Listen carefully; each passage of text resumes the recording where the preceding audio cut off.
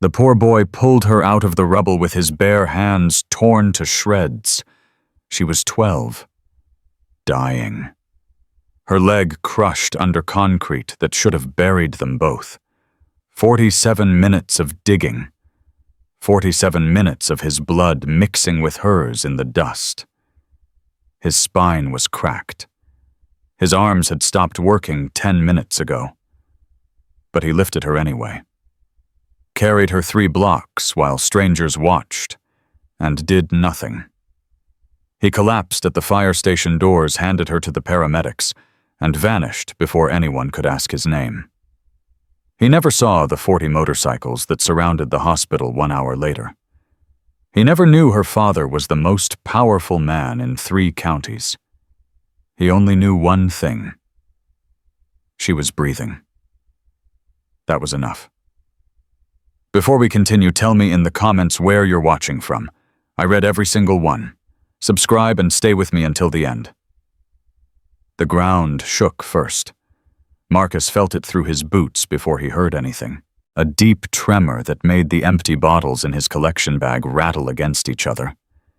He stopped walking and looked up, confused, wondering if a truck had jumped the curb somewhere nearby. Then the sound came. Not an explosion. Worse, a groan. The kind of noise old buildings make when they finally give up fighting gravity. Metal screaming. Brick cracking. 4 stories of the Brennan building folding inward like a house of cards in slow motion. Marcus dropped his bag and ran. Not toward safety. Toward the dust cloud erupting 3 blocks ahead. He didn't think about why. Didn't calculate the risks. His feet just moved, carrying him closer to the disaster, while everyone else fled in the opposite direction. The dust hit him first. Thick choking, turning the afternoon sun into a gray haze that burned his eyes and coated his throat. He pulled his shirt over his nose and kept moving. Sirens wailed somewhere in the distance. Too far. Too slow. That's when he heard her. "I'm here. Please. I'm here." The voice came from beneath a mountain of debris that used to be a stairwell. Small. Scared.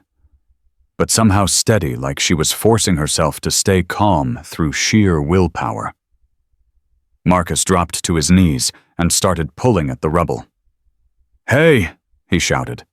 "Keep talking. I'm coming." "I can't move my leg," the voice replied. "Something's on it. I can't feel my foot anymore." His hands found a concrete chunk, and he heaved it aside. Then another. Then a twisted piece of railing that sliced his palm open before he could adjust his grip. Blood dripped onto the gray dust. He didn't stop. "What's your name?" he called out, needing to keep her focused, needing to keep himself focused. "Lily." A pause. A small cough. "Lily Reeves. I'm 12. "Okay, Lily. I'm Marcus. I'm going to get you out of here." "How?" He looked at the debris pile towering above him. Hundreds of pounds of concrete brick and twisted metal. No tools, no help. Just his bleeding hands and a girl who couldn't feel her foot. "I'm going to dig," he said. "That's impossible." "Yeah," Marcus agreed. "Probably, but I'm doing it anyway." He grabbed the next piece of rubble and pulled. The first 10 minutes were the worst. Every chunk he moved seemed to reveal 3 more beneath it. His shoulders burned. His back screamed. The cut on his palm widened with each grip, blood making his hands slippery and difficult to control. But Lily kept talking. "My dad's going to be so worried," she said, her voice floating up through the cracks in the debris. "He always worries, even when I'm just at school." "What's he do?" Marcus grunted, shoving aside a piece of drywall. "He runs a motorcycle club, the Iron Oath." Marcus paused. He'd heard of them. Everyone in this part of Ohio had heard of them. Not a gang, exactly. More like a brotherhood. Men who fixed problems the police couldn't or wouldn't touch. "That's your dad?" he asked. "Yeah, he's going to be really mad when he finds out what happened." "Mad at you? Mad at the building, probably." A weak laugh. "He yells at inanimate objects sometimes. Mom used to say he'd argue with a stop sign if it looked at him wrong." Marcus smiled despite everything. "Sounds like a character." "He is." Her voice wavered slightly. "I want to see him again." "You will." "You don't know that." Marcus grabbed a section of broken beam and pulled with everything he had. It shifted, moved, crashed aside in a cloud of fresh dust. "I know I'm not stopping," he said. "That's all I need to know." 20 minutes in his arms started shaking. The tremors began in his forearms and worked their way up to his shoulders. Muscles pushed past their limits, screaming for rest they weren't going to get. He ignored them. A secondary rumble shook the debris pile. Small at first, then stronger. "Marcus?" Lily's voice pitched higher. "Something's moving." He looked up just in time to see a section of wall above him start to lean, cracking, separating from whatever was holding it in place. He had maybe 3 seconds. Marcus didn't think. He threw himself over the gap he'd been digging, covering Lily's exposed head and shoulders with his own body just as the wall came down. The impact slammed him flat. Something hit his back hard enough to steal the breath from his lungs. Debris rained around them, chunks of brick and plaster bouncing off his spine, his legs, his shoulders. Then silence. "Marcus," Lily whispered. "Marcus, are you okay?" He coughed, tasted blood. Couldn't tell if it was from his bitten tongue or something worse. "Still here," he managed. "You covered me." "Yeah." "Why?" He pushed himself up slowly, every movement sending fire through his back. "Because you're 12 and you can't move. What was I supposed to do? Let it hit you? Most people would have run. Most people aren't here." He looked at the new debris around them. More work, more digging, more blood. He started again. 30 minutes. His hands didn't look like hands anymore. They looked like raw meat. Skin torn and hanging. Fingernails cracked and bleeding. He'd stopped feeling pain somewhere around the 20-minute mark. Now there was just pressure and a distant awareness that he was destroying himself piece by piece. But he could see her now. Through a gap in the rubble, he could see Lily's face. Pale, dusty. Blood dried on her forehead from a gash he couldn't reach yet. But her eyes were open, watching him. "You're really not going to stop," she said. "Not a question." "No. Even though you're hurt." "Doesn't matter." "It does to me." Marcus paused, meeting her eyes through the gap. "Why? Because you're a stranger."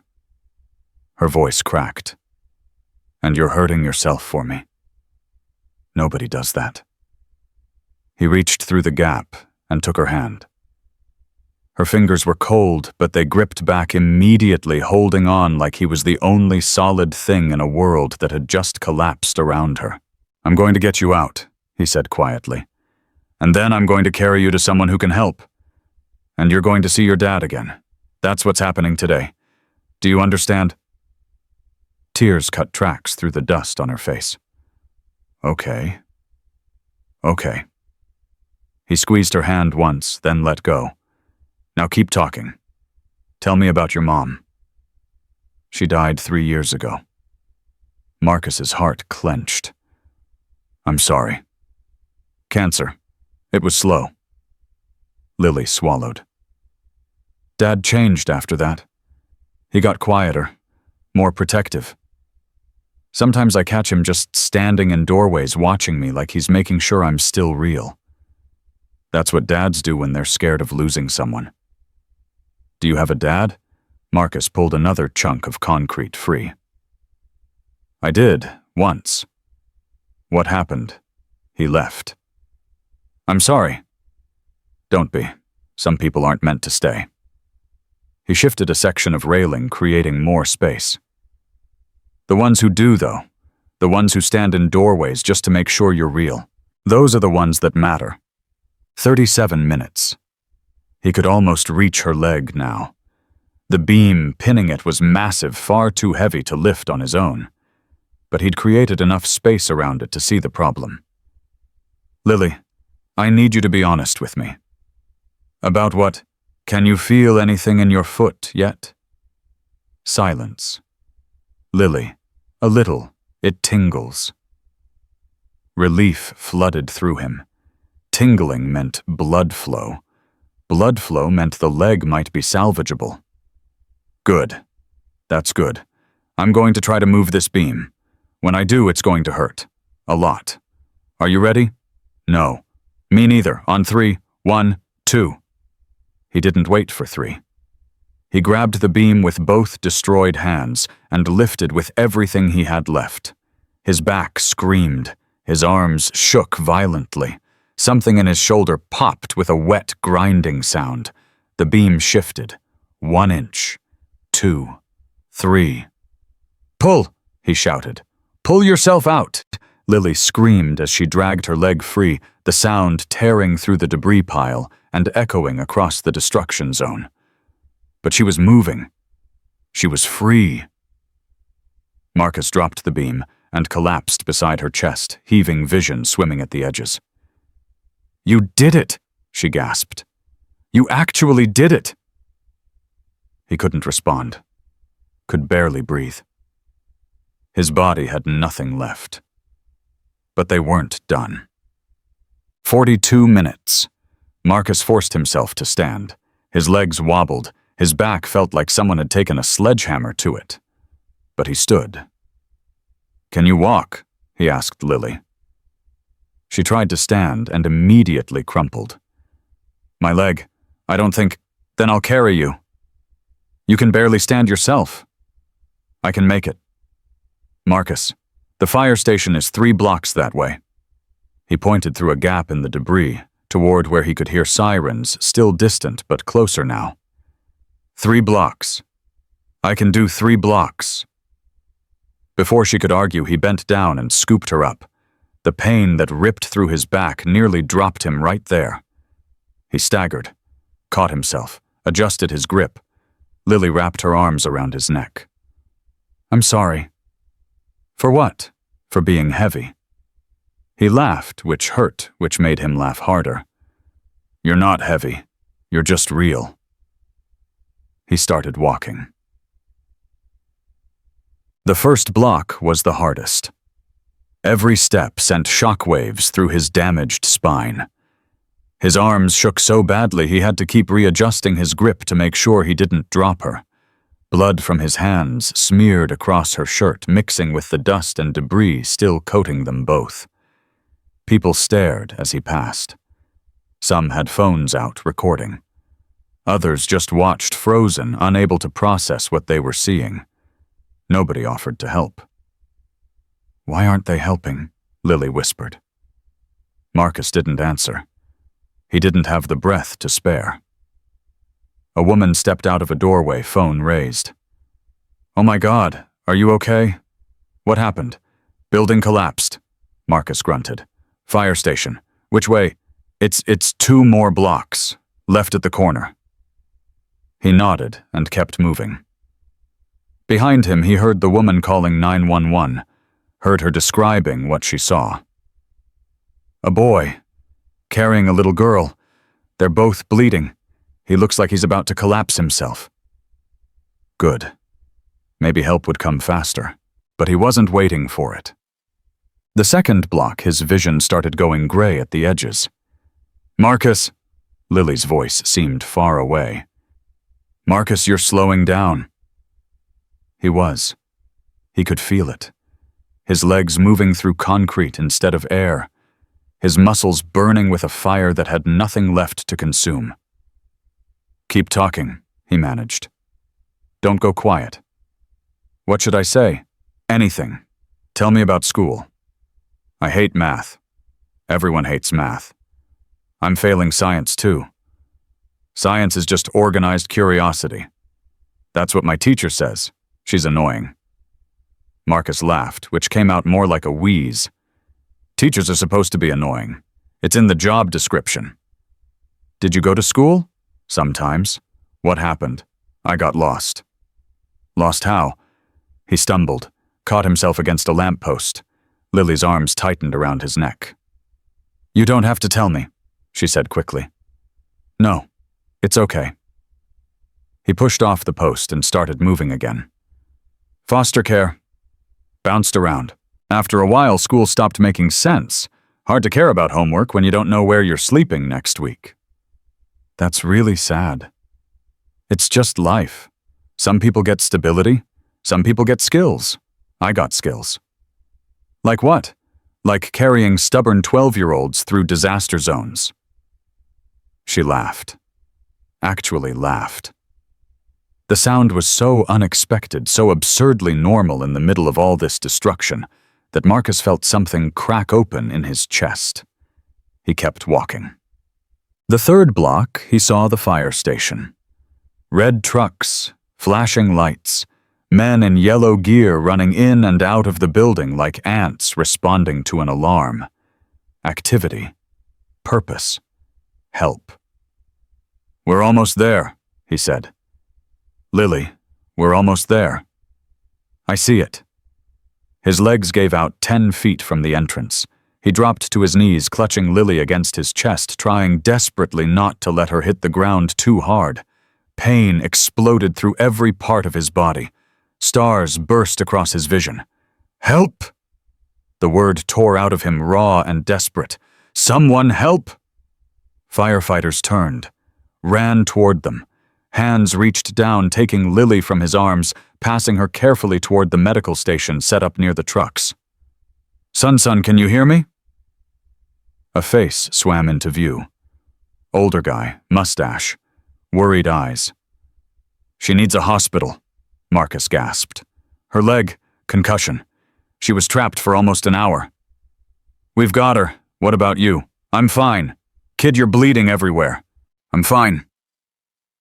He tried to stand. Failed. Tried again. Failed again. Someone was calling for a stretcher. Someone else was taking his vitals. Voices overlapped, urgent and professional, the chaos of competence swirling around him. Through it all, he saw Lily being loaded into an ambulance, saw her turn her head, searching for him. Marcus, she called. Marcus, where are you? I'm here. Their eyes met, just for a second. She smiled, raised one dusty hand in a small wave. Then the ambulance doors closed, and she was gone. That's when Marcus ran. Not dramatically, not fast. His body couldn't manage fast. But the moment the attention shifted, the moment the firefighters started arguing about protocols, and the medical team started preparing paperwork, he slipped away. Into the chaos. Into the crowd. Into the dust and noise and confusion that always swallowed people who knew how to be invisible. His back screamed with every step. His hands left bloody prints on everything he touched. But he kept moving. Because the questions would come next. They always did. Name, age, guardian, address. Questions that led to files. Files that led to systems. Systems that led to cages with soft names like placement and care and intervention.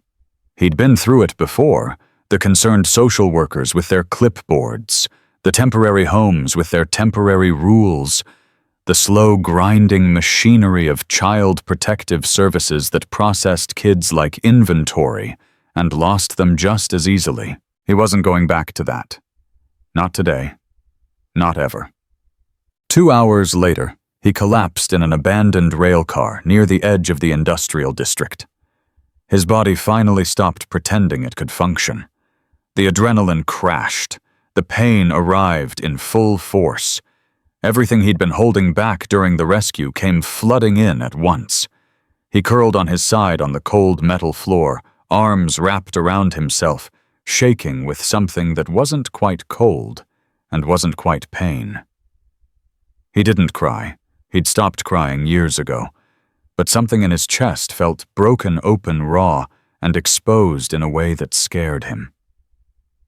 "You're okay," he whispered to himself. "You're okay. She's alive. You did it. She's alive." The words didn't help. He closed his eyes and let the darkness take him. What Marcus didn't know was that the ambulance carrying Lily Reeves arrived at County General Hospital at 4:47 p.m. What he didn't know was that Cole Reeves received the call at 4:52 p.m. What he didn't know was that by 5:30 p.m., the first motorcycles began arriving outside the hospital. 5 at first, then 10, then 20, then 40. Men in leather vests with the iron oath patch on their backs, standing beside their bikes, not blocking entrances, not threatening anyone, just present, waiting, watching. The hospital security noticed first, then administration, then local news. "What are they doing?" a nurse asked, staring out the window. "They're just standing there," security replied. "That's not normal." Nothing about today is normal. Inside room 312, Cole Reeves sat beside his daughter's bed, holding her hand, while doctors explained the extent of her injuries. Broken leg, 3 cracked ribs, grade 2 concussion, significant blood loss. She would recover, but she wouldn't stop talking about the boy. "He dug for 47 minutes, Dad. His hands were destroyed. He could barely stand, and he still carried me 3 blocks. I know, sweetheart. We have to find him. We will. Promise me." Cole Reeves looked at his daughter's face, at the bandage on her forehead, at the monitor tracking her heartbeat. "I promise." He stepped out of the room and pulled out his phone. The call connected on the first ring. "Find him," Cole said quietly. "Before the system does. The kid who pulled Lily out of the rubble. I want him found tonight." Across the city, in an abandoned rail car, Marcus Webb shivered in his sleep. His hands had swelled to twice their normal size. His back had seized up completely. Fever burned behind his closed eyes, infection already setting in from the dozens of untreated wounds covering his body. He dreamed of digging, of a voice saying, "Please," through a mountain of concrete, of a girl with dusty cheeks and steady eyes who asked him why he didn't stop. He didn't know that 40 motorcycles surrounded the hospital where she lay recovering. He didn't know that one of the most connected men in Ohio had made his rescue a personal priority. He didn't know that by morning everything about his invisible life was about to change. He only knew that she was alive.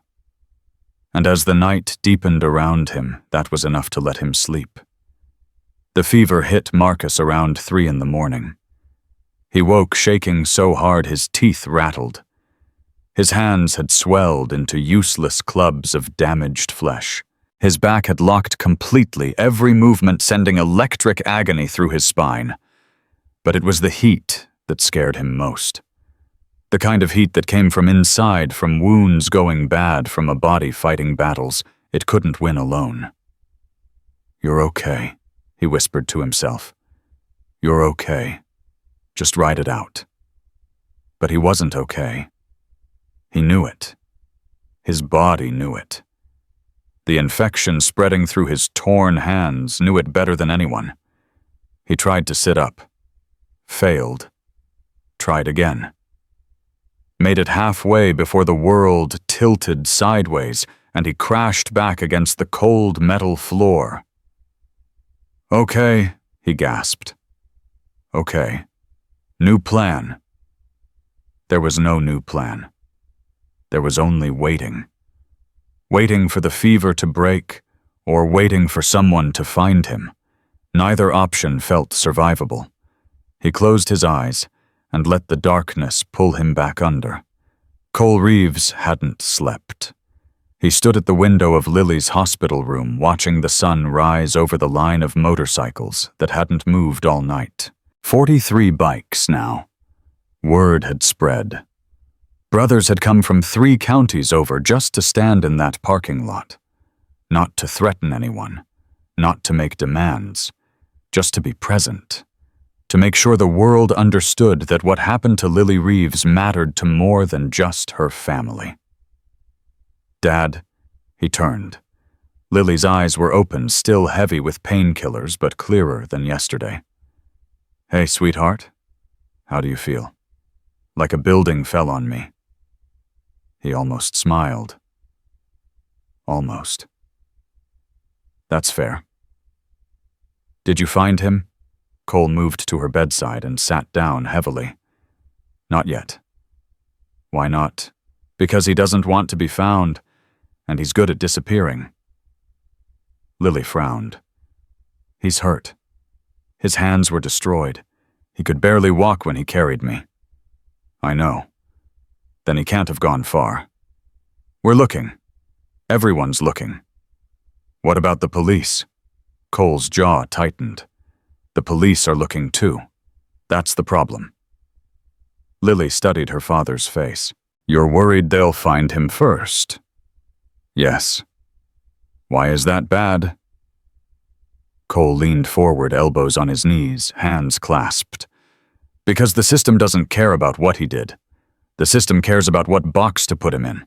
Foster kid, runaway, unaccompanied minor. They'll process him like inventory and lose him in the machinery. That's not fair. No, it's not. So find him first. Cole reached out and squeezed her hand gently. Working on it. Jackson Monroe stood outside room 312 with his phone pressed to his ear. Nothing at the rail yard, the voice said. Checked every car twice. What about under the bridges? 3 teams already swept them. Nobody's seen him. Wire ran a hand through his graying hair. Kid carried a girl for 3 blocks with his spine half broken. He couldn't have made it more than a mile or 2. Maybe he had help. From who you saw the footage. Nobody stopped to help him the whole way. Nobody offered him a ride. Nobody did anything except stand there with their phones out. Silence on the other end. Keep looking, Wire said. Every abandoned building, every drainage culvert, every place a scared kid might crawl into to die alone. We're not stopping until we find him. Diana Chen arrived at her office at 7:15 a.m. The file was already on her desk. Security footage printed in grainy black and white. A boy, maybe 16 or 17, carrying a small girl through a cloud of dust and debris. His face was partially obscured, but his body language was unmistakable. Determined. Desperate. Destroying himself one step at a time. We need to find him, her supervisor said from the doorway. Diana didn't look up. I can see that. Before anyone else does. Now she looked up. What does that mean? Her supervisor stepped into the office and closed the door. It means there are 40 motorcycles outside County General right now. It means Cole Reeves is personally coordinating a search. It means this kid did something that made very powerful people very interested in his welfare. So we should get to him first, for his protection. For everyone's protection. Diana studied the photo again. The boy's hands were wrapped in what looked like pieces of his own shirt. Blood soaked through the makeshift bandages. His shoulders were hunched forward, spine curved, at an angle that suggested serious injury. He needs medical attention, she said quietly. He needs a lot of things. Our job is to make sure he gets them through proper channels. And if he doesn't want proper channels? Her supervisor's expression hardened. Then we document refusal and escalate accordingly. This isn't optional, Diana. A miner performed a rescue that's already gone viral. The media is asking questions. The hospital is asking questions. The mayor's office called twice this morning. So this is about optics. This is about procedure. Find the kid. Assess the situation. Make sure everything is documented correctly. Diana looked at the photo one more time. At the boy's face, half hidden by dust and exhaustion. At his destroyed hands, still clutching the girl he refused to drop. "I'll find him," she said. Marcus woke to voices. Not close, not yet, but closer than they should be. Men talking in low tones, footsteps crunching through gravel, the occasional crackle of a radio. His heart slammed against his ribs. He tried to move, but his body refused. The fever had stolen everything. His arms wouldn't lift, his legs wouldn't bend. He was trapped inside himself, helpless and burning. The voices grew closer. "Check that car over there." "Already did. Empty." "What about behind the shed?" "Nothing." Marcus held his breath. The railcar he'd chosen was half hidden behind a pile of rusted equipment. Old, forgotten. The kind of place nobody looked twice at, unless they were looking hard. Footsteps approached, stopped just outside. "This one looks abandoned." "So did the last 3. Check it anyway." The door scraped open. Light flooded in. Marcus squeezed his eyes shut, too weak to run, too sick to fight. Holy hell. Hands touched his shoulder, his neck, checked for a pulse. "I found him over here. He's alive." More footsteps, more voices. Someone was talking into a radio, words tumbling out too fast to follow. Kid, can you hear me?" Marcus forced his eyes open. A face swam into view. Older guy, weathered features, leather vest with a patch he couldn't quite focus on. "Don't," Marcus croaked. "Don't call anyone." "Son, you're burning up. You need a hospital." "No hospitals, no police, no, easy, nobody's calling the cops." The man looked over his shoulder. "Wire, get over here. We need transport." Marcus tried to push himself up, made it about 2 inches before his arms collapsed. "I can't go back. You don't understand. If they find me..." "Nobody's putting you anywhere." And another face appeared. Younger, calmer. "We're not with the system. We're with Cole Reeves." That name cut through the fever fog. "Lily's dad." "That's right." "Is she okay?" "She's recovering, asking about you every 5 minutes." Marcus closed his eyes. Relief washed through him, cooler than any medicine. "Good. That's good." "She wants to see you." "I can't." "Why not?" "Because seeing me means questions. Questions mean files. Files mean, we know." The younger man's voice was gentle. "We know what the system does to kids like you. That's not why we're here." Then why? Silence for a moment. When the answer came, it was simple. Because you didn't let her die. And we don't forget that. They didn't take him to a hospital. They took him to a building that looked like nothing from the outside. Brick walls, barred windows, a garage door that had seen better decades. But inside, warmth. Light. A cot with clean sheets. And an older man with steady hands who introduced himself as Doc. "Former combat medic," Doc explained as he cut away what was left of Marcus's shirt. "Served 3 tours, seen worse than this. That's not comforting. Wasn't meant to be." Doc examined Marcus's hands with professional detachment. "You did a number on yourself, son. These are going to need serious cleaning. It's going to hurt." "Everything already hurts." "Fair point." Doc looked up. "Wire, hold him down." Marcus didn't have the strength to fight. He lay there while Doc worked, biting down on a leather strap someone had pressed between his teeth, trying not to scream as antiseptic flooded wounds that had been festering for almost 20 hours. When it was over, his hands were wrapped in clean white bandages that made them look almost normal. His back had been braced with tape and padding. The fever was still there, but Doc had given him something that took the edge off. "You'll live," Doc announced. "Might even keep all your fingers if you don't do anything stupid for the next 2 weeks." Define stupid. Digging through collapsed buildings, carrying injured children for 3 blocks. The usual. Marcus almost laughed. Almost. "I'll try to avoid that. See that you do." Wire appeared in the doorway. "Cole's on his way." Marcus stiffened. "I told you I can't talk to anyone official." "Cole's not official. Cole's family." "He's not my family." "No," Wire agreed. "But his daughter is alive because of you. In our world, that makes you something, whether you want to be or not." Cole Reeves arrived 40 minutes later. He was exactly what Marcus had expected, and nothing like it at the same time. Big man, broad shoulders, the kind of presence that made rooms feel smaller just by walking into them. But his eyes weren't hard. They were tired. Worried. The eyes of a father who had come too close to losing everything. He stood in the doorway for a long moment, just looking at Marcus.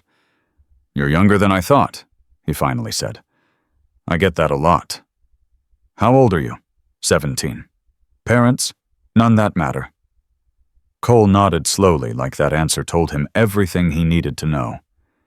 He crossed the room and sat down in a chair near the cot, moving carefully, giving Marcus space. "My daughter won't stop talking about you," he said. "I hope she's saying nice things."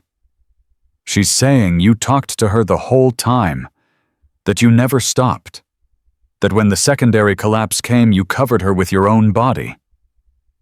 Marcus looked away. "I did what anyone would do." "No, you didn't." Cole leaned forward. "I've been in disaster zones. I've seen how people react. Most freeze, some run, a few try to help but give up when it gets hard. What you did digging for 47 minutes, carrying her for 3 blocks on a broken back, that's not normal. That's not what anyone would do. That's something else." "I couldn't leave her." "Why not?" Marcus was quiet for a long time. When he spoke, his voice was barely above a whisper. "Because I know what it feels like. Being trapped. Waiting for help that never comes. I couldn't make her feel that. I couldn't let her die thinking nobody cared enough to try." Cole studied his face. "How long have you been on the streets?" 2 years, give or take." "What happened?" "Foster system happened. Aged out of caring. Got tired of being moved around like furniture nobody wanted. Decided I'd rather be homeless than hopeless." "And now?" Marcus looked at his bandaged hands. "Now I don't know. I saved a girl. I ran. I got found. Everything I've been avoiding for 2 years is probably about to catch up with me." "It doesn't have to." "Yes, it does. That's how it works. The system finds you, the system processes you, the system spits you out somewhere worse than where you started." Cole shook his head slowly. "Not if I have anything to say about it." Before Marcus could respond, Wire appeared in the doorway again. His expression had changed. Tighter. More alert. "We've got company," he said. "Social services just pulled up outside." Marcus tried to sit up. Pain flared through his back. "How did they find me?" "Same way we did. They've been tracking us all morning." Cole stood, his whole demeanor shifting from concerned parent to something harder. "How many?" "2 in the car. Might be more coming." "Police?" "Not yet, but give it time." Cole turned back to Marcus. "You have a choice to make. Right now. You can talk to them, let them document everything, watch them start the process that puts you back in the system. Or you can trust me. Trust you to do what..." to buy you time, to find another way, to make sure what you did yesterday doesn't get turned into a reason to lock you up. Marcus stared at him. Why would you do that? You don't know me. I know you didn't let my daughter die when it would have been easier to walk away. That's enough. The sound of car doors slamming echoed from outside. Decide now, Cole said quietly. Marcus thought about the system, the files, the placements, the slow grinding machinery that had been chewing up kids like him for generations. Then he thought about Lily, about her voice coming through the rubble, about the way she'd smiled when she saw the fire station lights. Okay, he said. I trust you. Cole nodded once. Wire. Back door. Now. They didn't run. Running attracted attention. They walked. Through the back of the building, through a service alley, into a garage, where a truck waited with its engine already idling. Marcus climbed into the back, every movement sending fresh pain through his damaged body. Wire closed the door behind him, leaving him in darkness. Stay quiet, Wire said through the metal. No matter what you hear. The truck started moving. Marcus lay on the cold floor, staring at nothing, listening to muffled voices outside. A woman's voice, professional and insistent. Cole's voice calm and measured. Other voices he didn't recognize. The truck turned, accelerated. The voices faded. He was moving again, running again, hiding again. But this time he wasn't alone. And somewhere in the back of his fever-addled mind that terrified him more than anything else ever had. Diana Chen stood in the empty room where the boy had been treated. The cot was still warm. Bandage wrappers littered the floor. Medical supplies sat half-used on a nearby table. He was here, she said quietly. Obviously, her supervisor replied through the phone. The question is where he is now. They moved him. Cole Reeves moved him. Can you prove that... Diana looked around the room. No cameras. No witnesses willing to talk. No documentation of any kind. No. Then we have nothing. We have a pattern. We have a man with resources actively interfering with a welfare case. We have speculation. That's not the same thing. Her supervisor sighed heavily. Come back to the office. We'll regroup. And the boy will surface eventually. They always do. Diana ended the call and stood there for a long moment, surrounded by the evidence of care that had been given freely without forms, without oversight, without any of the protocols she'd spent her career enforcing. For the first time in years, she wasn't sure if that was wrong. The truck stopped 20 minutes later. Wire opened the back door and helped Marcus out. They were somewhere different now. A house. Small, quiet, surrounded by trees that blocked the view from every direction. Safe house, Wire explained. Nobody knows about this place except family. I'm not family. You are now, whether you like it or not. Inside warmth again. A couch with soft cushions. A kitchen that smelled like someone had actually used it recently. Normal things. Human things. Things Marcus hadn't experienced in so long they felt foreign. Rest, Wire said.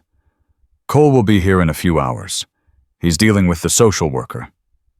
Is he going to be in trouble? Wire almost smiled. Cole Reeves doesn't get in trouble. He causes it for other people. Marcus sank onto the couch, exhaustion finally winning over adrenaline.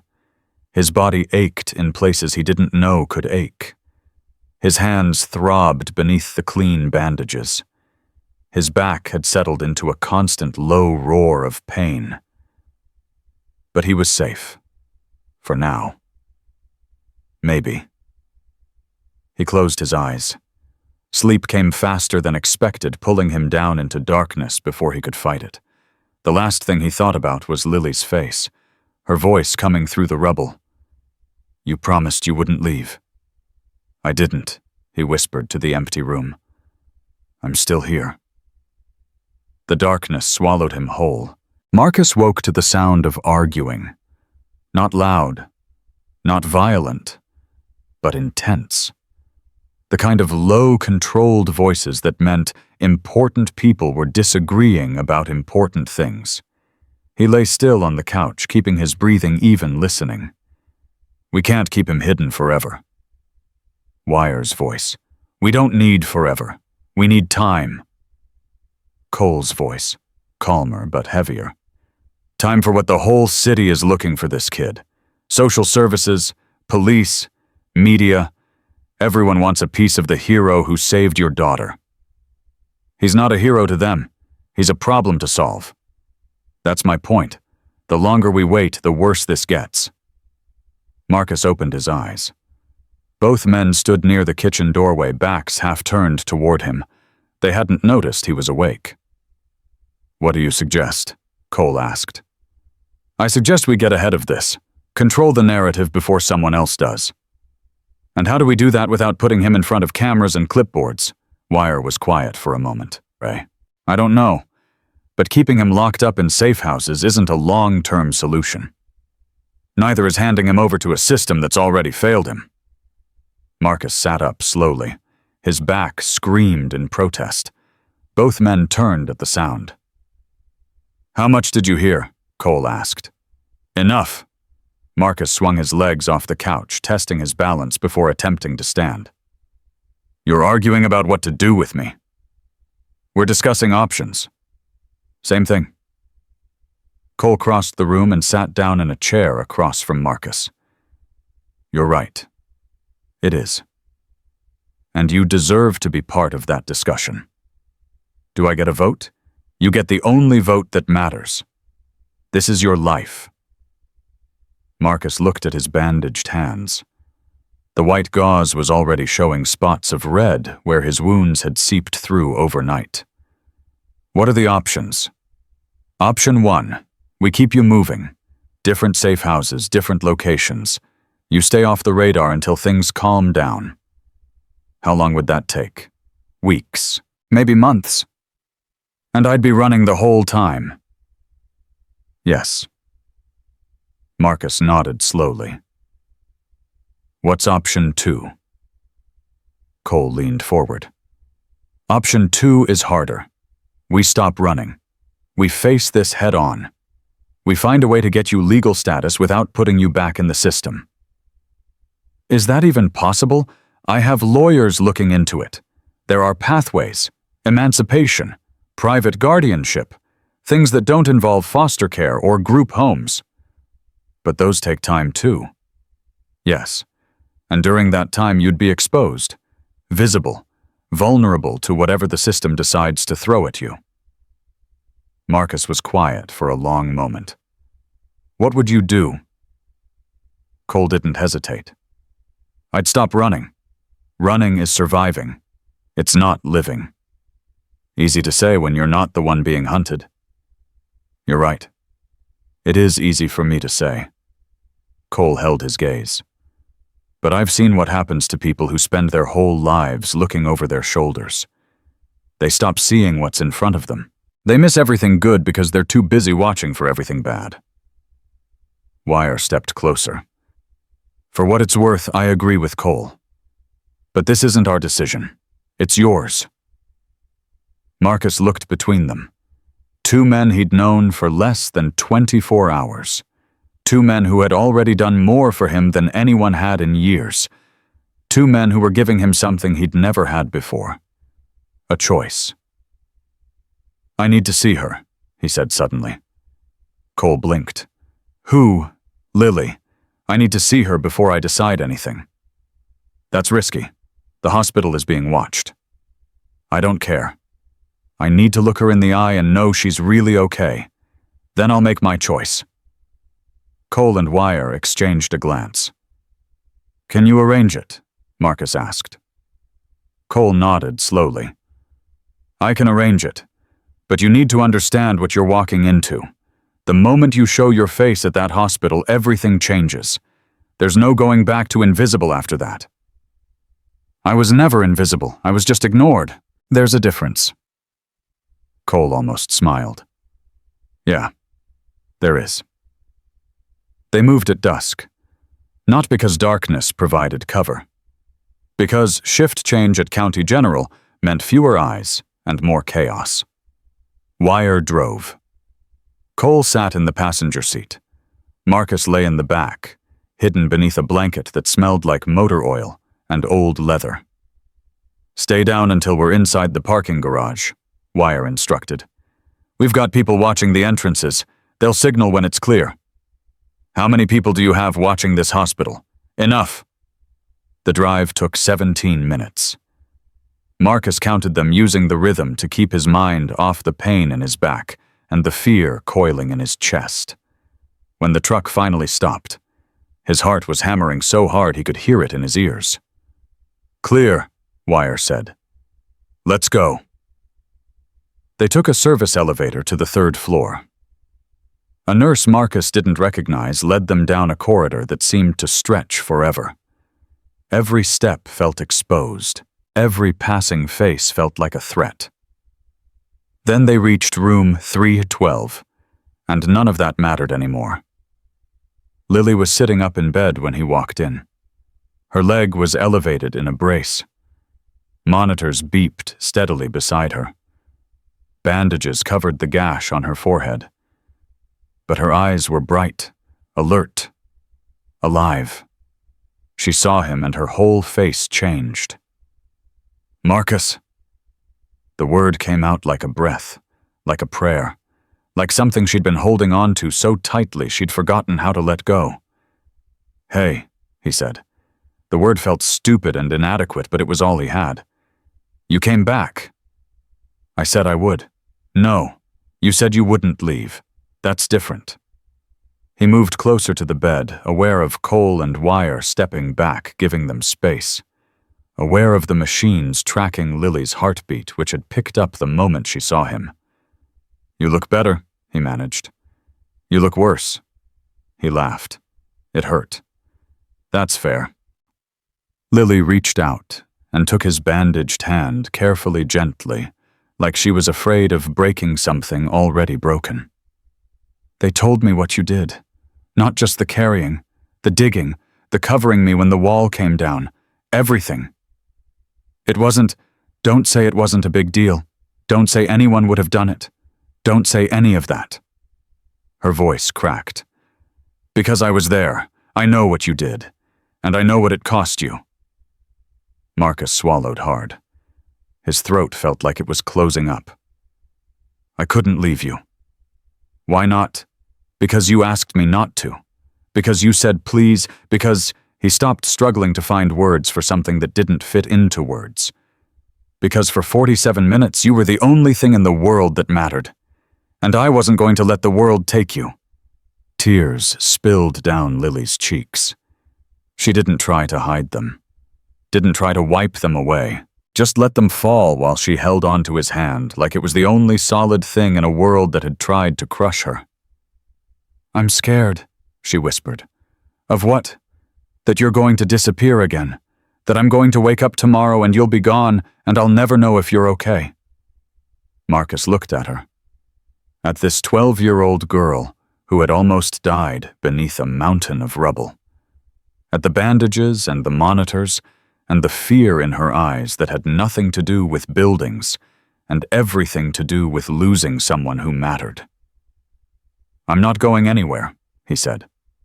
Promise, I promise. The door opened.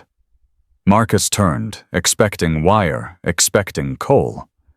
Instead, a woman stood in the doorway. Professional clothes, tired eyes, a badge hanging from a lanyard around her neck. Diana Chen. Marcus Webb, she said. Not a question. Behind her, 2 security guards shifted nervously. Cole stepped forward immediately, putting himself between the social worker and the bed. You're not welcome here, he said. I'm conducting a welfare check on an unaccompanied minor. I don't need to be welcome. He's not unaccompanied. He's with me. You're not his legal guardian. I'm more than the system ever gave him. Diana's eyes moved past Cole to Marcus, who hadn't let go of Lily's hand. I'm not here to hurt you, she said directly to him. I'm here to make sure you're safe. I am safe. Are you? Because from where I'm standing, you look like a 17-year-old with no legal guardian, no permanent address, and injuries that required medical attention you couldn't legally consent to. Doc patched me up. Nobody forced anything. Doc isn't a licensed physician, and you're still a minor. Cole's voice went cold. What exactly do you want? I want to follow procedure. I want to document what's happened. I want to make sure this boy has access to the resources he needs. Resources? Cole laughed, but there was no humor in it. You mean placements? You mean group homes? You mean the same system that already failed him once? The system has flaws. I'm not denying that. But it also has protections, safeguards, oversight.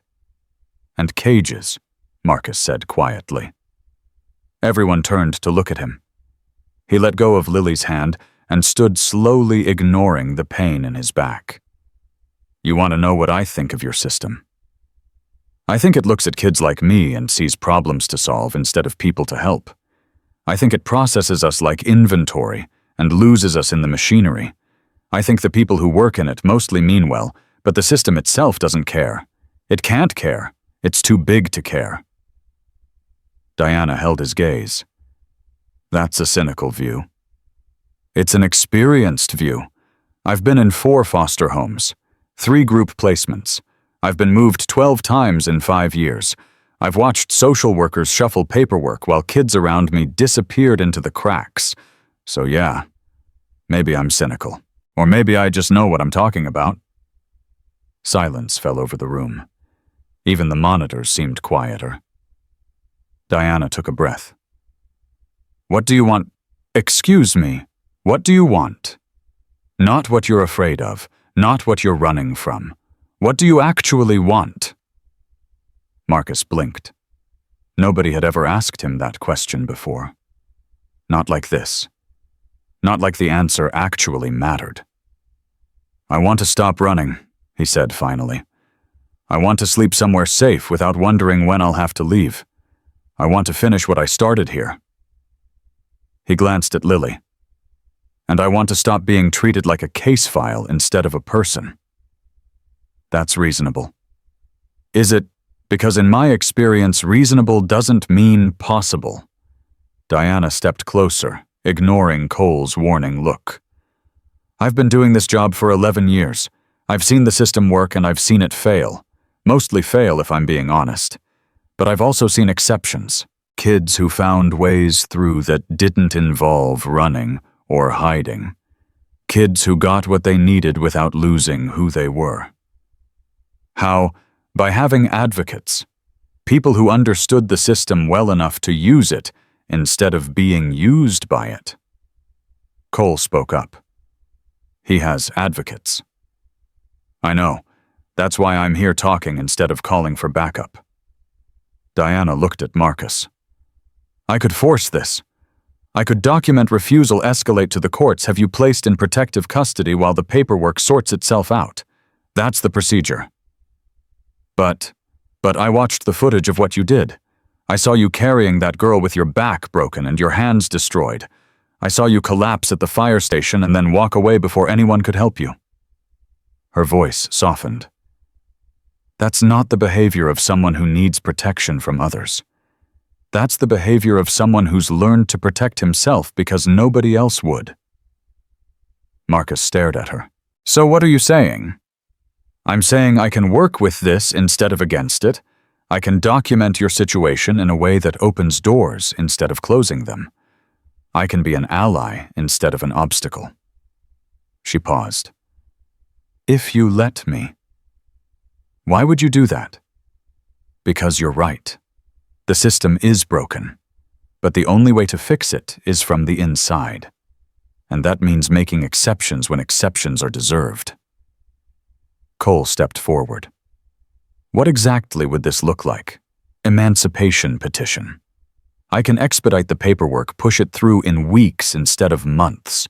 In the meantime, I document him as being in informal kinship care with your organization. It's a stretch legally, but it's defensible.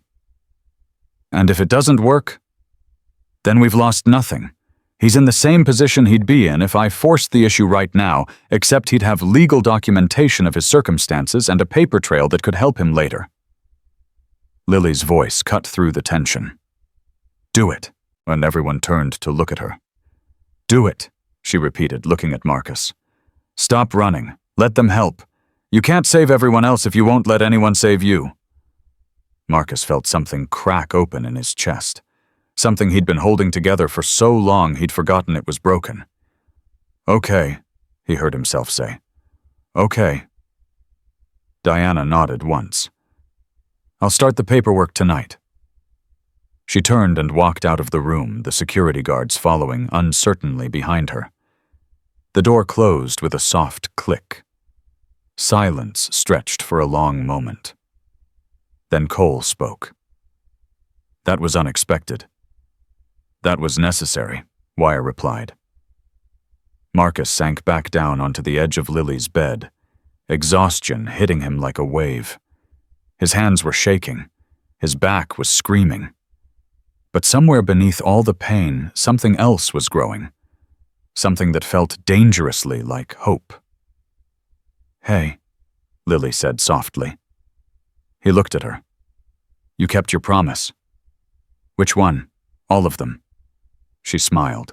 You came back. You didn't disappear. And you're going to be okay. I don't know if that last one is true. It is. She squeezed his hand again. Because I decided it is. And I don't let things I decide stop being true. Marcus laughed. It hurt less this time. That's not how reality works. Says who? Says everyone. Everyone is wrong. Lily leaned back against her pillows, still holding his hand. My mom used to say that the world is what we make it. That the only limits that matter are the ones we accept. I didn't understand what she meant until you pulled me out of that building. What did you understand? That impossible is just a word people use when they've stopped trying. And you never stopped, even when your arms were giving out, even when your back was broken, even when everything told you to quit, you kept going. Her eyes met his. So yeah, you're going to be okay, because you don't know how to stop. The machines beeped steadily. The hospital hummed with distant activity. Outside the window, the sun had fully set, leaving the city wrapped in darkness. Cole touched Marcus's shoulder. We should let her rest. You too. Marcus nodded and started to stand. Lily didn't let go of his hand. Tomorrow, she said. You'll come back tomorrow. Tomorrow, he agreed. This time when he walked out of the room, he didn't feel like he was running. He felt like he was moving toward something instead of away from it. The hallway was quiet. Most visitors had left for the night. Only the occasional nurse passed by, absorbed in their duties. Wire fell into step beside him. That took guts, facing the social worker like that. Didn't feel like guts. Felt like panic. Same thing mostly. The only difference is what you do with it. They reached the elevator. Cole pressed the button, and they waited. What happens now? Marcus asked. Now we go back to the safe house. You rest. Tomorrow we start building the case for your emancipation. There's paperwork interviews, probably a court appearance. It won't be easy. I didn't expect easy. No, I don't suppose you did. The elevator arrived. They stepped inside. The doors closed. Cole, yeah, why are you doing all this? Really, not the speeches about debt and gratitude, the real reason. Cole was quiet for a long moment. The elevator descended through 3 floors before he answered. Because I lost my wife 3 years ago. cancer. Slow and ugly. I watched her fade, and there was nothing I could do. Nothing. I held her hand, and I told her I loved her, and I watched her disappear anyway. Marcus didn't speak. When Lily was trapped in that building when I got the call, and heard she was hurt, I thought I was going to lose her too. I thought the universe was taking everything from me one piece at a time, and there was nothing I could do to stop it. The elevator reached the ground floor. The doors opened. Neither man moved. Then I found out someone did stop it. Some kid I'd never met with nothing to gain and everything to lose decided my daughter's life was worth risking his own, and he didn't ask for anything in return. He just walked away. Cole finally turned to look at Marcus. I'm doing this because you gave me something I can't repay. You gave me more time with my daughter, more years of watching her grow up, more moments that I thought were already gone. His voice roughened. So, when you ask why I'm helping you, the real answer is simple. You gave me a future. The least I can do is help you find yours. Marcus stood there frozen as the elevator doors started to close. Wire stuck out his hand to stop them. Let's go, Wire said gently. Long day ahead tomorrow. They walked out into the parking garage. The truck waited where they'd left it. The night air was cold, but manageable. Marcus climbed into the back seat this time. No need to hide anymore. The decision had been made. The path forward was set. He leaned his head against the window and watched the city lights blur past as they drove toward the safe house. For the first time in 2 years, he wasn't running. For the first time in his life, someone was running with him. The thought terrified him. But beneath the terror, something else stirred. Something warm and unfamiliar. Something that made him want to believe that maybe, just maybe, the world wasn't as broken as he'd always thought. The truck rumbled on through the darkness. And Marcus Webb, who had spent his whole life learning to need no one, finally let himself wonder what it would feel like to belong. The paperwork started the next morning. Marcus sat at a table in Cole's office, staring at forms that asked questions he didn't know how to answer. Permanent address, emergency contact, educational history. Every blank space felt like an accusation. Just write what's true, Diana said from across the table. We can work with this truth. The truth is, I've been sleeping in abandoned buildings for 2 years. The truth is, I haven't been to school since I was 15. The truth is, I don't have anyone to call if something goes wrong. Then that's what we write. Marcus looked at her. And that's going to help my case, how? It establishes need. It shows the court that you've been surviving independently, which supports the argument for emancipation. Judges want to see that you can take care of yourself. I can take care of myself. I know. But proving it on paper is different than living it. Cole sat in the corner watching, but not interfering. He'd been doing that all morning. Present, but not pushing. Available, but not overbearing. It was a strange feeling having someone in his corner who actually seemed to understand when to step back. What about the hearing? Marcus asked. Scheduled for next week. Judge Morrison. She's tough, but fair. If we can show her you have a stable living situation and a path forward, she'll grant the petition. And if we can't, Diana hesitated. Then we appeal. We try again. We keep fighting. For how long? As long as it takes. Marcus set down the pen. Why are you doing this, really? You're a social worker. Your job is to put kids like me in the system, not help them escape it. Diana leaned back in her chair. You want the honest answer? Always. Because I'm tired. I'm tired of watching good kids get crushed by a system that's supposed to protect them. I'm tired of filing reports that go nowhere and making recommendations that get ignored. I'm tired of pretending that what we do actually helps, when half the time it just makes things worse. So I'm your redemption project. No, you're my wake-up call. She met his eyes. I watched the footage of what you did, Marcus. I saw you digging for 47 minutes with your bare hands. I saw you carry that girl when your body was breaking down, and then I read your file. 4 foster placements, 3 group homes, 12 moves in 5 years, and not one person in that entire system ever asked what you wanted or what you needed or who you actually were. Marcus said nothing. That's not protection, that's processing, and I'm done being part of it. The door opened. Wire stepped in his face, tight. We've got a problem. Cole stood immediately. What kind? Media. There's a news van outside the hospital. Someone talked. Marcus felt his stomach drop. About me. About all of it. The rescue, the bikers, the social services standoff. It's turning into a story. Cole cursed under his breath. How bad? Bad enough that there's already a reporter asking for interviews. She wants to talk to the mystery hero who saved Cole Reeves' daughter. I'm not talking to any reporters. I know, but that doesn't mean they'll stop asking. Diana stood up. This could actually help.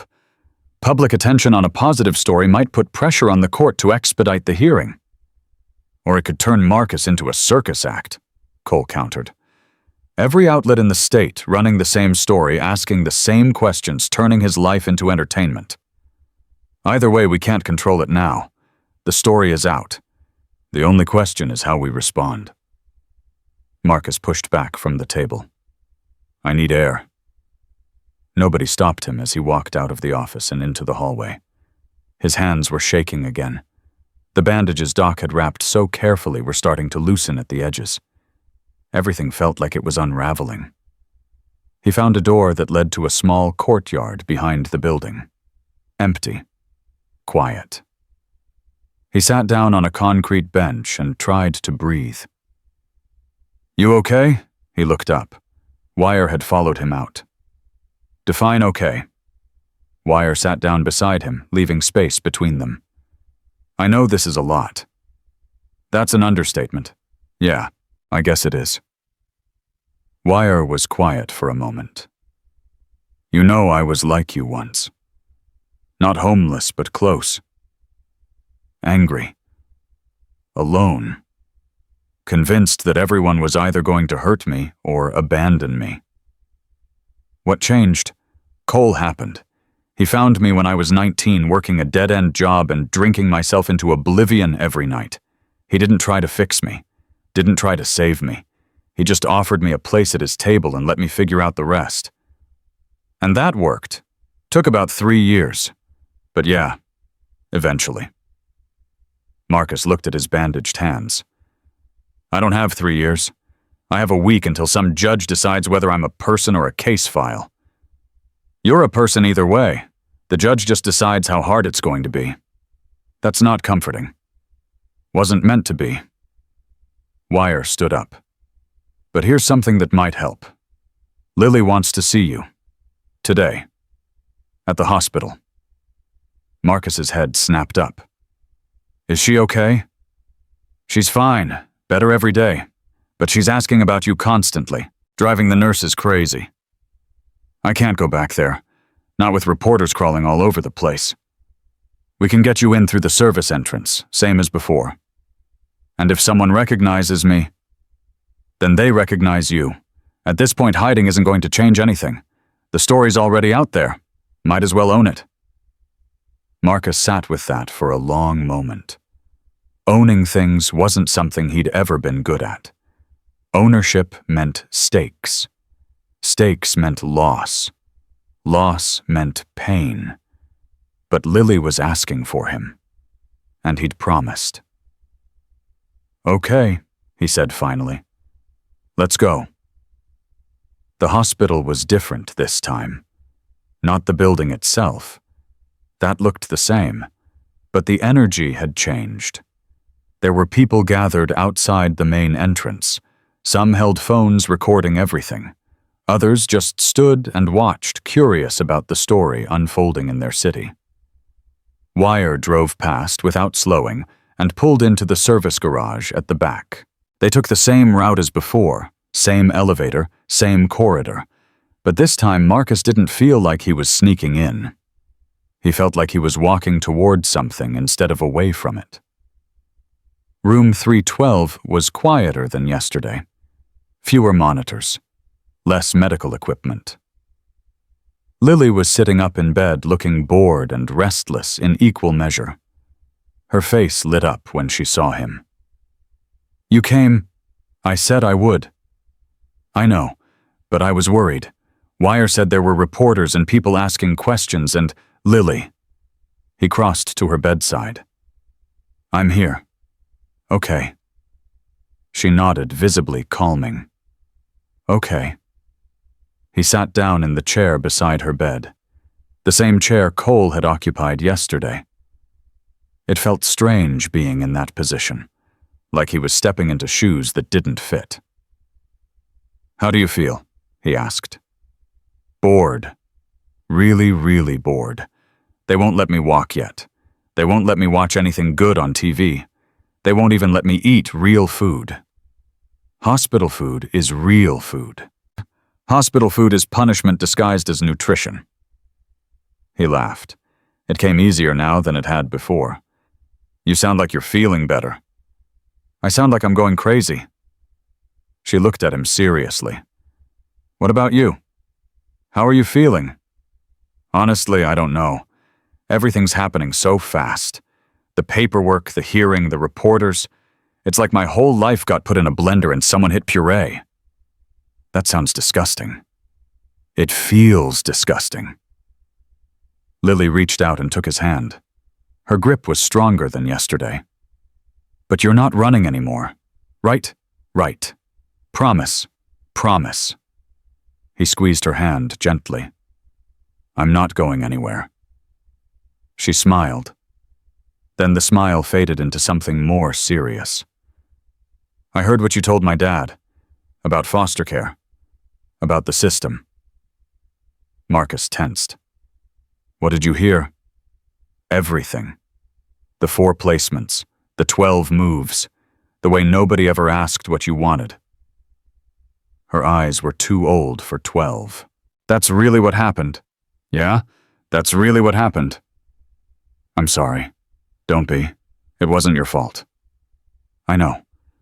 But I'm sorry anyway, because nobody should have to go through that. Especially not someone who—" She stopped. "Someone who— what? Someone who saves people. Someone who doesn't walk away when everything tells them to." Her voice cracked slightly. "You deserved better, Marcus. You still do." He didn't know what to say to that. Deserving wasn't something he'd ever thought about. Deserving implied fairness. Fairness implied a world that made sense. And his world had never made sense. "Lily, my dad wants to help you," she interrupted. "Not just with the legal stuff. Really help, like long-term." "I know. Are you going to let him—" Marcus was quiet for a long moment. The question felt bigger than it sounded. Letting people help meant trusting them. Trusting meant vulnerability. Vulnerability meant pain. But not trusting meant staying alone. And he'd been alone for so long that the weight of it had become invisible. He'd stopped noticing how heavy it was until someone tried to help him carry it. "Yeah," he said finally. "I think I am." Lily's whole face brightened. "Good, because I already told him you were going to say yes." "You did. I'm 12. I know things." "That's terrifying." "That's accurate." The door opened. Cole stepped in, followed by Diana. "We need to talk," Cole said. His voice was different now. Tighter, more urgent. Marcus stood immediately. "What happened?" "The story broke wider than we expected. National outlets are picking it up. Homeless teen saves biker's daughter is trending on every platform." "That's bad." That depends on how we handle it. Diana stepped forward. The judge hearing your case has been contacted by multiple news organizations asking for comment. She's not happy about the attention. Does that hurt my chances? It could go either way. If she sees this as a circus, she might fast-track a denial just to make it go away. But if she sees genuine public support, she might feel pressure to rule favorably. So what do we do? Cole and Diana exchanged a look. The kind of look that meant they'd already discussed this and weren't sure how to say it. There's a reporter, Cole said slowly. Lisa Harmon. She's been covering local stories for 20 years. She's fair, she's thorough, and she's not looking to sensationalize. You want me to talk to her? I want you to consider it. One interview, controlled environment. Your story in your words before someone else tells it for you. Marcus felt his stomach clench. I don't want to be a story. You already are. The only question is whether you get to be a character or just a headline. Lily spoke up from the bed. Do it. Everyone turned to look at her. Do it, she repeated. Tell them what happened. Tell them who you really are. Not the homeless hero they want to write about, the actual person. Lily, you told me in that Rubble to keep talking. You said don't go quiet. Now I'm telling you the same thing. Her eyes met his. Don't go quiet, Marcus. Make them hear you. The words hit him harder than anything had since the building collapsed. Don't go quiet. He'd been quiet his whole life. Quiet in foster homes when things went wrong. Quiet in group placements when nobody listened. Quiet on the streets when invisibility was survival. But invisibility hadn't saved him, hadn't protected him, had only made it easier for the world to pretend he didn't exist. Okay, he heard himself say. Set it up. The interview happened 2 hours later. Lisa Harmon was exactly what Cole had promised. Professional, direct, patient. She sat across from Marcus in a small room at the clubhouse recorder, on the table between them, and asked questions that actually seemed designed to understand, rather than exploit. Tell me about the day of the collapse, she said. What were you doing before it happened? Collecting recyclables. It's how I made money. I had a route I followed every afternoon. And when the building came down, I felt it before I heard it. The ground shook. Then everything was noise and dust. Most people would have run the other direction. Most people didn't hear her. Lisa leaned forward slightly. What do you mean? I heard her voice. Through all the chaos and the screaming and the sirens, I heard a girl calling for help, and I couldn't... He stopped. Swallowed. I couldn't ignore it. Why not? The question surprised him. Everyone had asked what he did. Nobody had asked why he couldn't have done something else. Because I know what it's like, he said quietly. Being trapped, waiting for help that never comes, believing that nobody cares enough to try. He met Lisa's eyes. I couldn't make her feel that. I couldn't let her die thinking she was alone. Lisa was quiet for a moment. When she spoke again, her voice was gentler. You dug for 47 minutes. You carried her for 3 blocks with serious injuries. Then you disappeared before anyone could help you. Why did you run? Because in my experience, help comes with strings. Questions lead to files. Files lead to systems. Systems lead to cages. You've had bad experiences with the system. I've had the system. Tell me about that. Marcus hesitated. This was the part he'd never talked about. The part he'd buried so deep he'd almost convinced himself it didn't matter. I was 12 when I entered foster care, he began slowly. My dad left when I was 8. My mom tried to hold things together, but she was sick. Really sick. When she died, I had nowhere to go. No other family. None that wanted me. The words came out flat, practiced like he'd said them so many times they'd lost their meaning. So I went into the system. First placement lasted 4 months. The family was nice enough, but they had their own kids, their own problems. I was just extra work they didn't need. And after that, 3 more placements, 2 group homes, each one worse than the last. He looked down at his bandaged hands. By the time I was 15, I'd learned something important. The system wasn't designed to help kids. It was designed to manage them, process them, move them around until they aged out or disappeared. So you disappeared first. I took control of the only thing I could control. Where I slept, where I walked, who I talked to. It wasn't a good life, but it was mine. Lisa set down her pen. And now, what happens now? Now I have a hearing. A judge is going to decide whether I'm capable of being my own person, or whether I need to go back into the system that already failed me. What do you want the judge to know? Marcus thought about that for a long moment. I want her to know that I'm not asking for anything. Not money, not sympathy, not special treatment. I'm just asking for the chance to prove that I can take care of myself, that I can build something, that I'm more than a case file with too many moves and too many problems. And what about Lily? What do you want people to know about her? That she's stronger than anyone gives her credit for.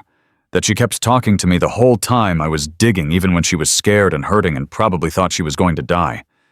That she didn't give up. He paused. And that she's the reason I stopped running. Because she asked me not to leave. And I promised I wouldn't. The interview ended 15 minutes later. Lisa packed up her recorder and stood. This will run tomorrow morning. Front page, probably. I'll do my best to tell your story fairly. Thank you. Don't thank me yet. Once this goes live, everything changes. You ready for that? Marcus looked toward the window where the afternoon sun was starting to fade. No, he admitted. But I'm done being ready. I'm just going to do it anyway. Lisa nodded. That's probably the most honest answer anyone's ever given me. She left. The room felt emptier without her. Cole appeared in the doorway. How did it go? I don't know. I told the truth. Whether that helps or hurts, I guess we'll find out. The truth usually helps. Eventually. That's what people who've never been screwed by the truth say. Cole almost smiled. Fair point. He stepped into the room. There's something else we need to discuss. More paperwork. No, this is personal. He sat down across from Marcus in the same chair Lisa had occupied. Diana thinks the hearing will go well. She's optimistic. But even if it does, emancipation doesn't solve everything.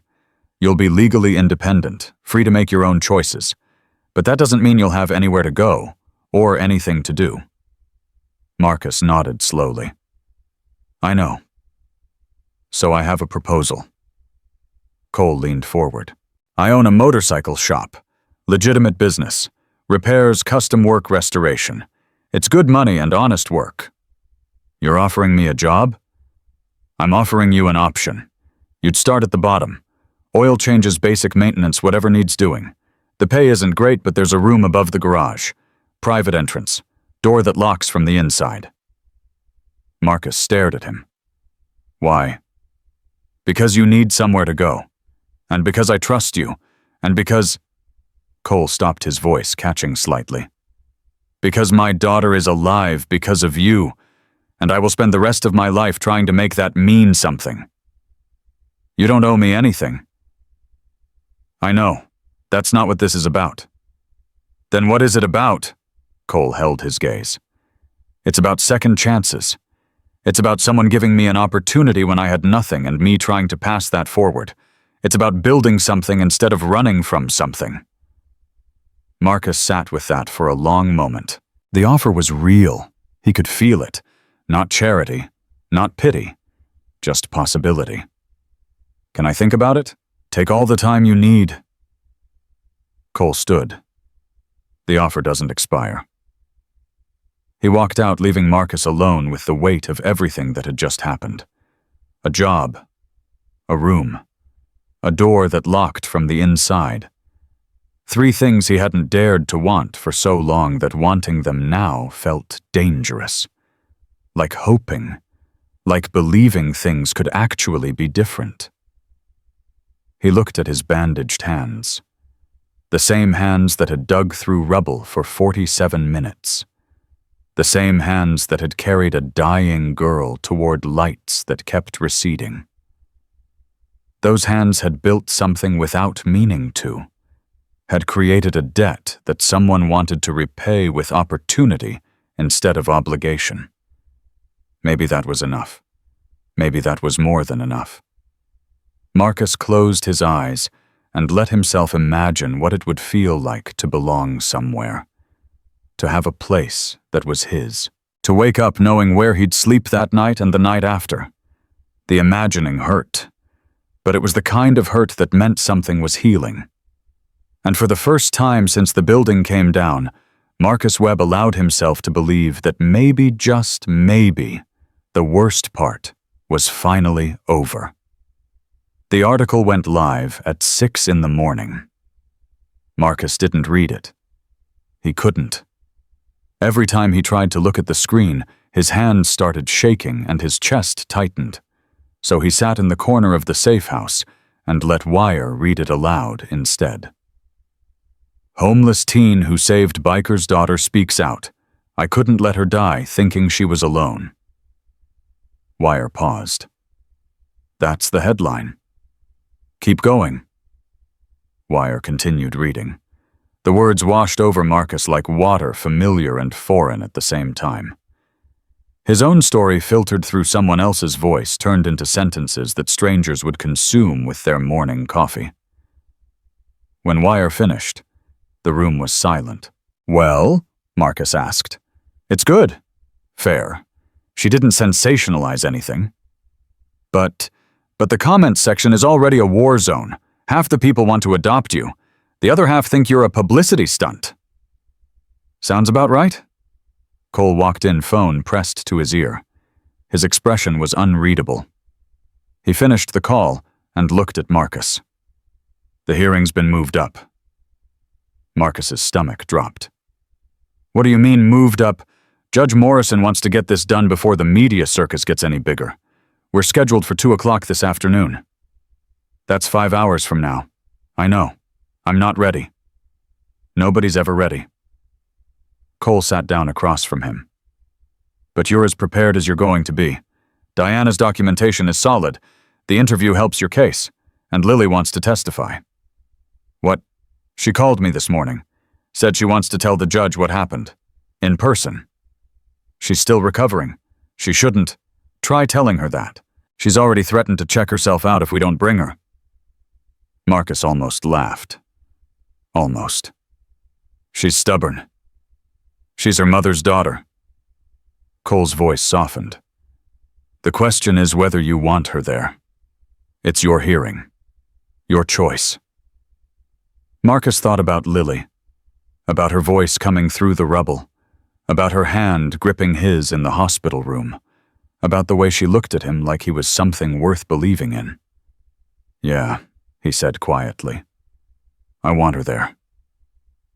The courtroom was smaller than Marcus expected. Not the grand chambers he'd seen in movies. Just a functional room with wooden benches and fluorescent lights, and a judge's bench that looked worn from decades of difficult decisions. Diana sat beside him at the petitioner's table. Cole sat in the gallery behind them. Wire stood near the door, arms crossed, watching everything. And Lily sat in a wheelchair near the front. Her legs still braced, her eyes fixed on Marcus, with an intensity that made his chest tight. Judge Morrison entered at exactly 2 o'clock. She was older than Marcus had imagined. Gray hair pulled back severely. Reading glasses perched on her nose. the kind of face that had seen too many sad stories to be surprised by anything anymore. "This is the matter of Marcus Webb petition for emancipation," she announced, settling into her chair. "I've reviewed the documentation submitted by the Department of Social Services. Ms. Chen, you're representing the department's position." Diana stood. "Yes, Your Honor. The department supports the petition." The judge's eyebrows rose slightly. "That's unusual." "The circumstances are unusual, Your Honor." "Clearly." Judge Morrison turned her attention to Marcus. "Mr. Webb, you're 17 years old. You've been living independently for approximately 2 years. Is that correct?" Marcus stood. His legs felt unsteady. "Yes, Your Honor. And during that time you had no contact with social services, no attempts to re-enter the foster care system." "No, Your Honor." "Why not?" The question hung in the air. Marcus felt everyone's eyes on him.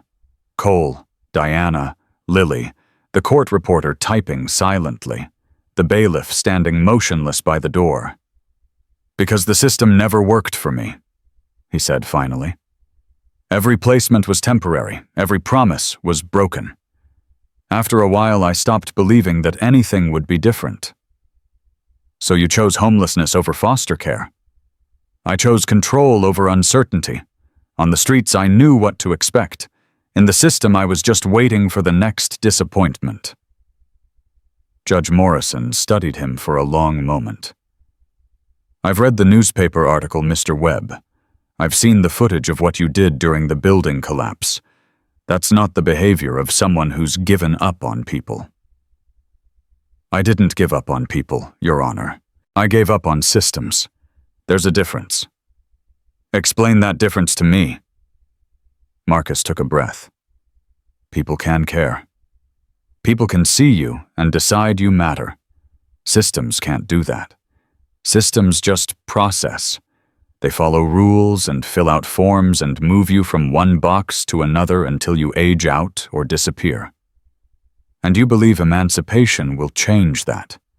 I believe emancipation will let me build something instead of waiting for something to be built for me. I'm not asking for help, Your Honor. I'm asking for the chance to help myself." Judge Morrison nodded slowly. "Ms. Chen, you mentioned that the department supports this petition. Can you elaborate?" Diana stood again. "Your Honor, Marcus Webb has demonstrated exceptional resilience and capability. He survived independently for 2 years without any institutional support. When confronted with a crisis, he responded with courage and selflessness that most adults wouldn't be capable of. The department believes that returning him to foster care would be counterproductive to his well-being." "That's a significant departure from standard protocol." "Yes, Your Honor, but standard protocol has already failed this young man multiple times. Sometimes the best thing the system can do is step aside." The judge was quiet for a moment. Then she turned to the gallery. "I understand there's a witness who wishes to speak. Lily Reeves." Lily's voice rang out clearly. "Yes, Your Honor." "You're the young woman Mr. Webb rescued from the building collapse." "Yes." "And you want to testify on his behalf?" "I want to tell you what happened, what he did, who he is." Judge Morrison gestured. "Approach." Lily wheeled herself forward. The sound of the chair's wheels on the wooden floor was the only noise in the room. When she reached the front, she looked up at the judge without flinching. "Tell me," Judge Morrison said. Lily took a breath. "I was trapped for 47 minutes. A stairwell collapsed on top of me. I couldn't move my leg. I could barely breathe. I thought I was going to die alone under all that concrete. And Mr. Webb found you. He heard me calling. Through all the noise and the chaos and the sirens, he heard my voice and he started digging." Lily's eyes moved to Marcus, then back to the judge. "His hands were already cut up when he reached me. I could see the blood on the concrete as he moved it aside. But he didn't stop. Not for 1 second. He was injured himself. His back was hurt. I found out later that he'd taken the impact from a secondary collapse. A wall came down and he covered my head with his body, just threw himself on top of me without thinking. Judge Morrison's expression shifted slightly. That's in the report. What's not in the report is what he said to me. Lily's voice cracked. He kept talking the whole time, asking me questions about my family, my school, my dad, keeping me focused so I wouldn't give up. And when he finally got me free, when his arms were shaking so badly he could barely hold me, he picked me up and carried me 3 blocks to the fire station. Why do you think he did that? Because he said he knew what it felt like. Being trapped. Waiting for help that never comes. He told me he couldn't let me die thinking nobody cared. Lily wiped her eyes with the back of her hand. That's who he is, Your Honor. Not a case file, not a statistic. Someone who would destroy his own body to save a stranger because he couldn't stand the thought of her feeling alone. The courtroom was silent. Judge Morrison removed her glasses and set them on the bench.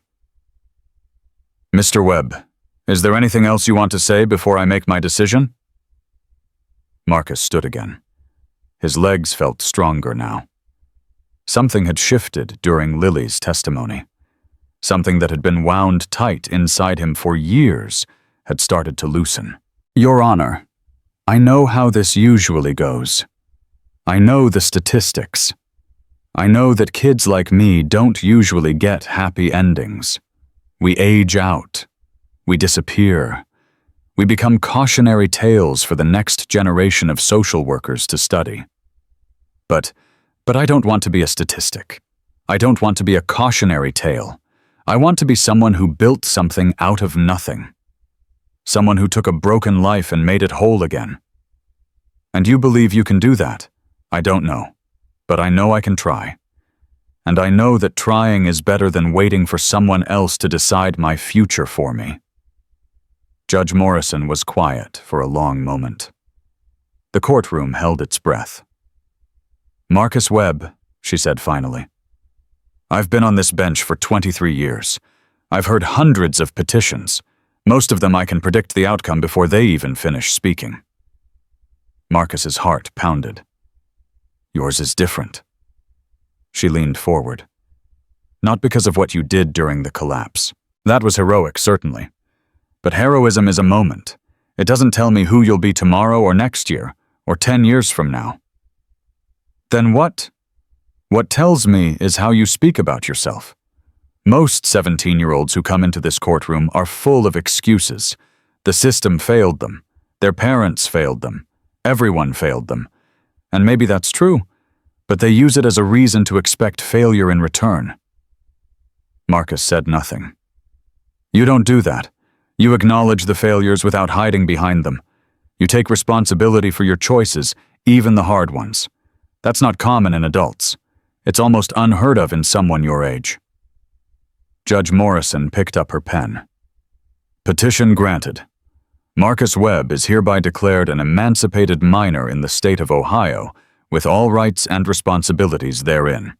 This court is adjourned. The gavel came down. Marcus stood frozen. The words didn't make sense. After years of rejection and disappointment and systems that only knew how to say no, the yes felt like a foreign language. Then Lily was crying. Diana was shaking his hand.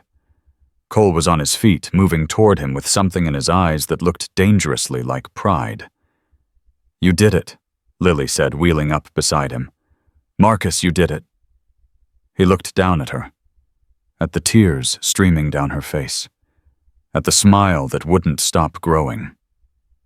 We did it, he corrected quietly. I couldn't have done this without you. Sure you could have? No. He knelt down so they were eye level. I really couldn't. You're the reason I stopped running. You're the reason I'm standing here instead of hiding in some abandoned building convincing myself that nobody would ever care. Lily reached out and took his hand. You saved my life. You saved mine back. They stayed like that for a moment. Two people who had been strangers a week ago, now connected by something deeper than blood or circumstance. Then Cole's hand landed on Marcus's shoulder. The offer still stands, he said. The job, the room, all of it. Marcus looked up at him. I know. Have you decided? Marcus thought about everything that had led to this moment. The building collapse, the 47 minutes of digging, the 3 blocks of carrying, the running, the hiding, the being found, the being seen. Yeah, he said. I've decided. 6 months later. Marcus stood in the garage of Cole's motorcycle shop, hands covered in grease sweat beading on his forehead and a stubborn carburetor refusing to cooperate. You're flooding it, Wire said from across the room. I know I'm flooding it. Then stop flooding it. Thanks. That's really helpful. Wire grinned and went back to his own work. The easy rhythm of insults and corrections had become comfortable over the months. Expected. Normal. Marcus had almost forgotten what normal felt like. The door from the office opened, and Lily walked through backpack slung over one shoulder, school uniform slightly disheveled from a day of classes. Hey, she said, dropping into a chair near his workbench. What are you murdering? A carburetor. What did it do to you? Existed. He set down his tools and wiped his hands on a rag. How was school? Boring. We had a test in algebra. I think I passed. You think there may have been guessing involved? Marcus shook his head, fighting a smile. You need to actually study. I know. That's why you're going to help me tonight. I am. You are. Dad said you were good at math. I haven't been in school for 2 years. So math doesn't change. It's still numbers doing annoying things to other numbers. Marcus laughed. The sound still surprised him sometimes. The ease of it. The way it came without thinking, without calculating whether it was safe. Fine, he said. But you're buying pizza. Deal. Lily pulled out her homework and spread it across the workbench, completely ignoring the grease and oil that had accumulated there. She'd been doing that for months now, showing up after school, doing homework in the garage, talking about nothing and everything while Marcus worked. It had become their ritual. Their normal. Marcus. He looked up from the carburetor. Yeah, do you ever think about what would have happened if you hadn't heard me? The question caught him off guard. They didn't talk about the collapse much anymore. It had become part of their history, acknowledged but not dwelt upon. Sometimes, he admitted. What do you think about? I think about how different everything would be. Not just for you. For me. He set down the rag. I'd probably still be out there, sleeping in abandoned buildings, telling myself that being alone was the same as being free. Is it? No. He met her eyes. Being alone is just being alone. Freedom is having somewhere to be and choosing to stay there anyway. Lily smiled. That's deep. Shut up. No, really. Very philosophical. Have you considered becoming a motivational speaker? I'm going back to the carburetor now. Good. It needs the attention. They fell into comfortable silence. Lily worked on her algebra. Marcus fought with the engine. Wire played classic rock on the shop radio.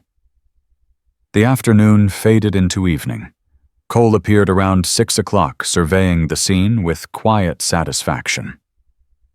Homework in the garage again? He asked Lily. It's tradition now. It's unsanitary. It builds character. Cole shook his head, but didn't argue. He'd learned months ago that arguing with Lily was pointless. She had inherited her mother's stubbornness and refined it into an art form. Dinner in an hour, he said. Marcus, you're staying. It wasn't a question. It hadn't been a question for months. Marcus had eaten dinner with the Reeves family more times than he could count. The room above the garage had become his home. The shop had become his purpose. The people had become his family. Not legally, not officially, just actually, in all the ways that mattered. "I'll clean up," Marcus said. Cole nodded and headed back to the office. Lily gathered her homework. "Hey, Marcus." He looked up. "I'm glad you heard me." The words were simple, but they carried the weight of everything that had happened between them. Every moment of fear and pain and hope. Every choice that had led them here. "Me too," he said quietly. "Me too." Later that night, Marcus sat on the roof of the garage looking out at the city lights spreading across the horizon. His hands were healed now. Scarred, but functional. His back still ached on cold mornings, a permanent reminder of the wall that had come down on top of him. But the pain had become familiar, expected, almost comforting in its constancy. He thought about the boy he'd been a year ago, homeless, invisible, convinced that the world had nothing to offer him but more disappointment. That boy felt like a stranger now. Not because the world had changed. The system was still broken. Kids still fell through the cracks. Social workers still shuffled paperwork while children disappeared into the machinery. But Marcus had changed. He'd learned that accepting help wasn't the same as accepting defeat. That trusting people didn't mean giving them power over you. That belonging somewhere wasn't a weakness to be avoided, but a strength to be cultivated. He'd learned that the hardest part of being saved wasn't the rescue. It was what came after. The door to the roof opened. Cole climbed through carrying 2 cups of coffee. "Thought I'd find you up here," he said, handing one over. "I like the view." "I know." Cole sat down beside him. "Diana called today." "What did she want?" "To check in, see how you were doing. She does that sometimes." "I know. She called me last week." "She feels responsible for you, in a good way." Marcus nodded. Diana Chen had become something unexpected over the past 6 months. Not quite a friend, not quite a mentor, something in between. Someone who understood the system well enough to help him navigate it and cared enough to make sure he didn't have to do it alone. "She told me something interesting," Cole continued. "What? There's a program at the community college for young people who missed school but want to get their GED. She thinks you'd be a good fit." Marcus was quiet for a moment. School was something he'd written off years ago. Another door that had closed too early. "Is that something you want?" Cole asked. "I don't know, maybe. You don't have to decide now, but the option's there if you want it." Options. That was what his life had become. A series of doors that were open instead of closed. Paths that led somewhere instead of nowhere. "Can I ask you something?" Marcus said. "Always. That first night, when your guys found me in the rail car, why did you really come looking for me?" Cole was quiet for a long moment. When he spoke, his voice was rougher than usual. "Because when I got the call about Lily, I thought I was going to lose everything. My wife was already gone. Lily was all I had left. And the thought of her dying alone under that rubble waiting for help that might not come." He stopped. Swallowed. "I couldn't stand it. I couldn't breathe. I couldn't think. I just got on my bike and rode as fast as I could, praying that I wouldn't be too late." "But you weren't too late. Because of you." Cole turned to look at him. "You gave me back my daughter. You gave me back my future. And when I found out you were out there alone and hurt and hiding from a world that had never given you a reason to trust it." His voice cracked. "I couldn't let you disappear, Marcus. I couldn't let the kid who saved my daughter become another statistic." Marcus stared at him. In all the months they'd known each other, Cole had never said this much about that night, had never explained why he'd gone to such lengths for a stranger. "You saved me," Marcus said quietly. "You know that, right? Not just from the system. From myself." "We saved each other." Cole's hand landed on his shoulder. "That's how it works. That's how it's supposed to work." They sat in silence after that.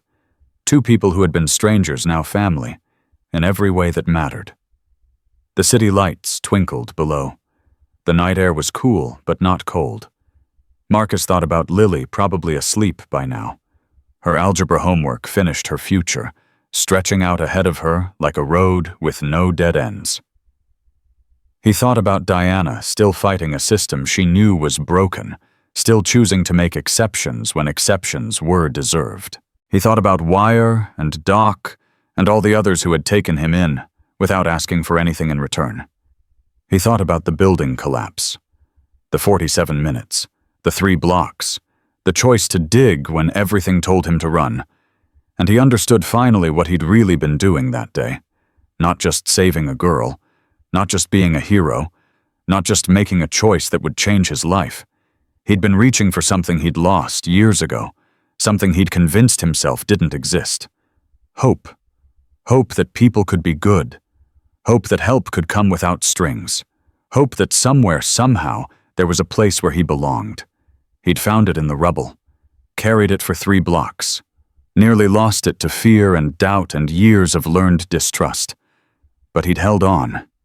And now, sitting on a rooftop with a man who had become a father, looking out at a city that had become a home, Marcus Webb finally understood the truth he'd been running from his whole life. He wasn't homeless anymore. He wasn't invisible. He wasn't alone. He was exactly where he was supposed to be. And that was more than enough. Because Marcus Webb, the boy who had dragged a girl out of twisted metal and carried her toward lights that kept receding, had finally stopped running. Not because someone caught him, not because the system claimed him, not because he had no other choice, but because he'd found something worth standing still for. And in the end, that made all the difference.